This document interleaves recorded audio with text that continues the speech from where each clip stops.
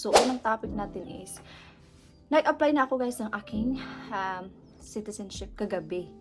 So, pag-usapan natin yan while naglalagay tayo ng ating foundation. And by the way, yung aking headband na nabili ko sa Primark ng 1 pound. You know, 1 pound lang yan guys. So, kahapon nakita ko kasi siya na. Nung nagdebut-debut kasi ako sa Primark kahapon. Sabi ko, oh, 1 pound. Kunin natin yan kasi kailangan natin yan pag nag-makeup, ganun. Kahit dito sa bahay, very handy yan siya. So, yeah guys, so nag-apply na ako ng aking visa kagabi. So, sabi doon sa website, mga ano daw siya. I think mga 6 months yung waiting, but I don't think 6 months siya kasi yung iba kong mga kakilala, mga Pinay din, yung sa kanila is, at yung isa kong friend din na taga Cebu is, yung sa kanya is 6 to 8 weeks lang naman. Pati yung sa pinsan ko din, 8 weeks lang din sa kanya. And then, yeah, ceremony ka na, and then mag-apply ka na ng British passport. So, kung tatanungin nyo ako, magkano ba yung nagastos sa British citizenship, guys? So, yung fee is 1,580 pounds. So, nasa 110,000 pesos, ganun.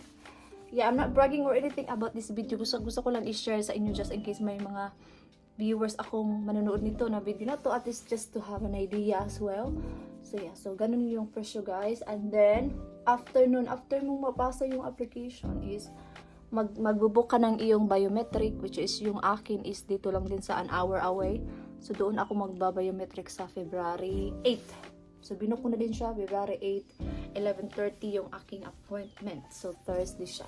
So buti na lang din wala akong work. And so yeah, all good na. So I think okay na yung aking foundation. Hindi ko na siya danamihan guys kasi for everyday lang naman yung gagawin kong I think so. Okay na. I think yung British passport is about 82 pounds. So mag-apply ka na after mo ng maging citizen, you know. Part na yun siya, steps na yun siya ng mga gagawin mo after. So, mas madali itong citizenship kaysa sa indefinite leave. Kasi yung indefinite leave to remain, ang daming mga form. Pero itong citizenship, ang bilis, like isang page lang. Tapos, yeah, kunti lang din yung mga documents na kailangan, mga basic lang, yung BRP, passport ng husband mo, ganun lang, mostly ganun lang. Wala nang mga bank statement, ganun. It's easier talaga, like, na ano nga ako, na ang bilis. And then, tapos na, yun lang naman yung, so far, yung mga importanteng gagawin sa British citizen. Para yung after mo, mag-waiting ka na lang sa email, magsisend sila na okay na yung application mo, and then i-follow mo lang yung mga steps na gagawin. Yun lang naman, parang wala akong makeup na, pero mayroon. Kasi hindi ako naglagay ng marami, kasi freshen up lang naman to guys. Parang, i-fresh ko lang yung aking mukha. Gusto ko sanang pumunta sa salon, kasi yung gupit ko ba, hindi talaga to yung gusto kong gupit. Pinatanggal ko lang talaga yung dry ba. Pero ngayon kasi parang nakikita ko na yung hindi connected yung pagka-layer niya ba. So, as you can see, oh, parang straight cut, nag-cut lang talaga siya ng straight, parang hindi ko siya nagustuhan. And parang gusto ko talaga magpagupit ulit. Ba, di ba nasabi ko naman yun na gusto ko talaga magpagupit ulit. But maybe, pag bago na ako uwi. So, sa aking blush naman is, yung gagamitin ko, ito yung Charlotte Tilbury na favorite ko guys. Maganda talaga to, as in. Kunti lang yung ilagay mo, mga ano na, nagkulay-kulay na yung face mo, as in. Fresh, di ba? Oo, okay na yan. Pero medyo nadami nga, oh. Tingnan nyo, hindi ko nga yun, dinamihan talaga. Pero okay na yun kasi mamaya matatanggal naman yan. Magkikilay tayo. So far, yun lang naman talaga guys, ang British citizen. So nag-apply na ako, and then good na. Parang, sa totoo lang talaga, wala talaga akong balak sa citizenship soon. Pati na-topic kasi namin ni Dave nung kumain kami last week. Sabi niya, bakit hindi ka na lang mag-apply ng citizen dito sa UK? Sabi ko, yun, naisip ko na tuloy siya na refresh. So, sabi ko, sige, okay na, mag-apply na lang ako. And then, yun, tapos na siya guys. Nag-apply na ang person.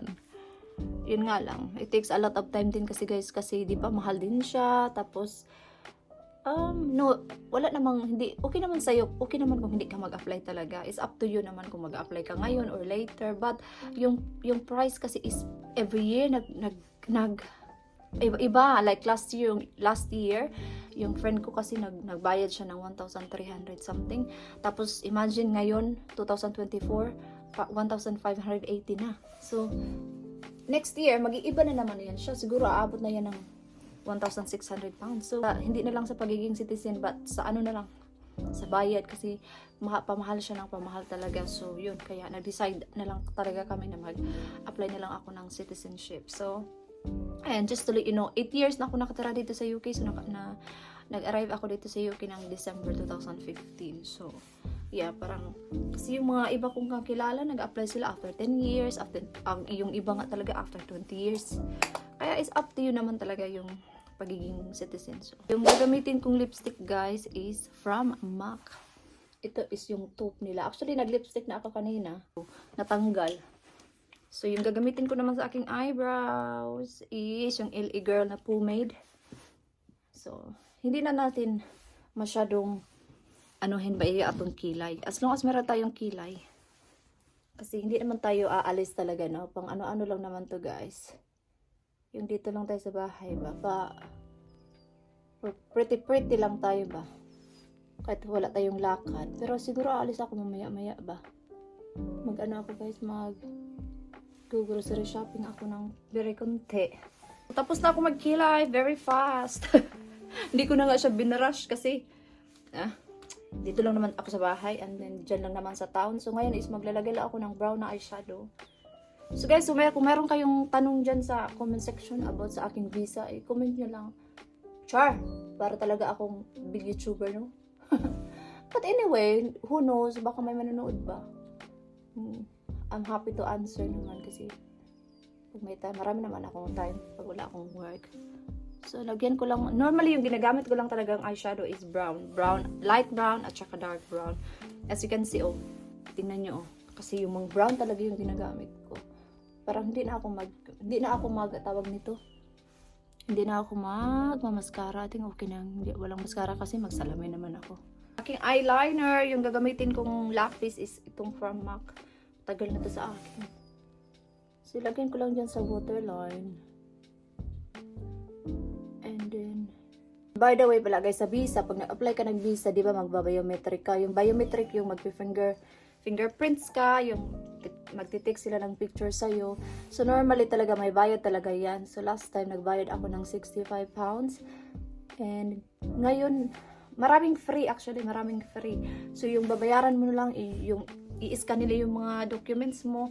And, nasa sa'yo naman yun kung gusto mo i-upload mo na lang. But, para hindi ka na magbayad. So, ako, in-upload ko lang siya. So, yung binayaran ko talaga is 2 pounds lang. Kasi, kung kaya mo naman mag-upload, i-upload mo lang naman yung documents mo. So, free. So, hindi na ako nagbayad. So, yun, nakatipid. Gusto ko nga sana magbayad na lang para sila na lang yung mag-scan. Pero, mas easy naman din, guys, kung ikaw na lang yung mag-upload ng documents mo. Hindi naman yun tricky. So, parang easy enough to do it yourself. So, yun yung ginawa ko. Ako na lang yung nag-upload ng documents. Like, as simple as mag-take ka lang ng picture tapos i-upload mo lang doon. Yun lang talaga siya. Kaya nag-decide na lang ako na hindi na lang ako mababayad sa scanning kasi ganun din naman kung ikaw yung mag-upload, ganun din talaga yung mangyayari. So, yun. So, yun lang guys. Naglagay lang ako ng very konti na line. So, yun. And maybe later, isusukat ko yung aking isusukat ko yung mga dresses ko na nabili ko sa online para sa aking citizenship. Yeah, sure. So, gusto ko lang talagang mag-order advance. Ipakita ko siya sa inyo mamaya, guys. So, yeah, ito lang naman yung aking very simple makeup. Para lang pretty lang tayo no, na hindi tayo mangluspad sa balay. Sure. So, yeah, maglilinis-linis lang muna ako. Akong tiwason akong paglimpyo kaning stopper ko, guys.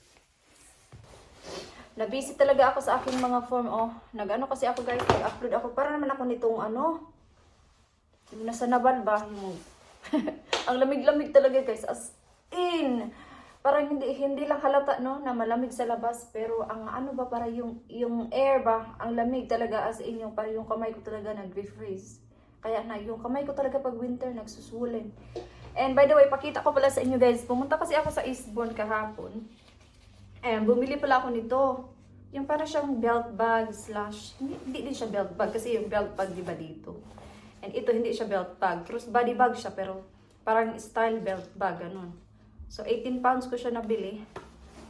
And may nakita actually ako sa Primark. Ganito din siya pero mas malaki. Pero hindi ganito yung quality. Kasi ito nabili ko to siya sa Next. So yung Next kasi is better quality. So ganyan siya.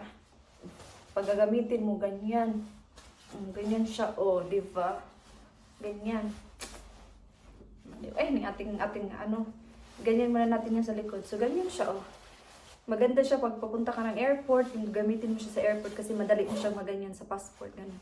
So, binili ko talaga siya para pag uwi ko, gagamitin ko talaga siya sa airport.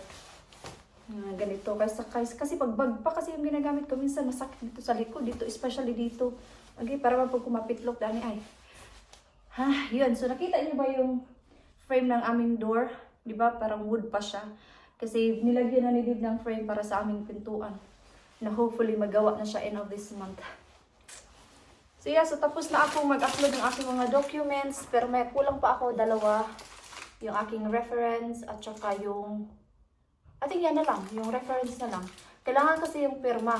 Kailangan ko siyang papirmahan sa friend ko at saka sa friend ni Dave kasi silang dalawa yung aking, reference. So yeah, magkakape muna tayo guys para maano yung kamay natin. Nabili ko sa Primark, 5 pounds, 3 na siya. So may malaki, then next size, and then the smallest size. So yeah, excited na akong mag-travel. Yeah, 5 pounds siya na. Marami naman ito sa Philippines kasi I remember nung nag-holiday pa lang kami ni Dave, bumili ako ng ganito. Ay, grabe talaga. Nagtimpla ako ng aking kape. Di ba sabi ko kanina, itry ko sana yung dress na nabili ko. Meron pa kasi akong 2 na ngayon, today i-deliver, pero mamaya ko na yun ipakita pag nandito. Pero ipakita ko muna sa inyo yung 2 kong na-order nung weekend. Grabe talaga, lamig-lamig talaga. Di ba sabi ko, isusukat ko sana siya. Wait lang yung camera. Talaga ba? Kasi hindi ko pa alam kung ano talaga yung pipiliin ko. But ito is, nakita ko na siya. Pero ang taas, ang haba niya talaga. Maliit lang ako guys. 4'11 lang ako sa mga gustong malaman yung height ko, maliit lang ako guys. So ito maganda sana siya, tapos medyo mag-heels ka, pero ang haba talaga, as in, para siyang maxi. So ito yung style niya. Nabili ko siya sa Debenham, sa online. So ito is kailangan ko siyang i-return. But yung isa is mini dress. So ito siya, bumili ako nito ng yung long din, pero papakita ko din siya sa inyo. So ipagpilian ko yung ito at saka yung bagong i-deliver mamaya. So, ito siya. Ito, mag-tights lang ako nito. Tapos, medyo mag-heels or medyo mag-boots. It depends. So, ito siya. So, itong 2 to mga sale. At saka yung bago kong in-order, sale din siya. Mag-order na lang talaga ako ngayon while sale pa. At saka marami pang mga pagpipilian.